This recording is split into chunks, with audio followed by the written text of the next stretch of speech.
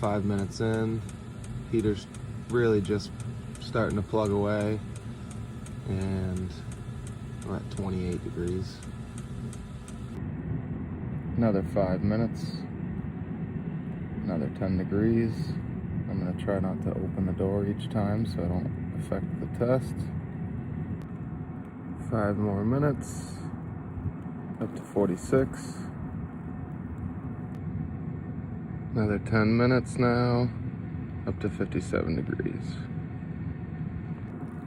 10 more minutes, up to 64. All right, another 10 minutes. It's been a total of 45 minutes. We are at 70 degrees. Now, I can already hear the comments. Everyone's gonna say, oh, it took you 45 minutes to get the car up to 70. But you have to figure, normally the heat's blowing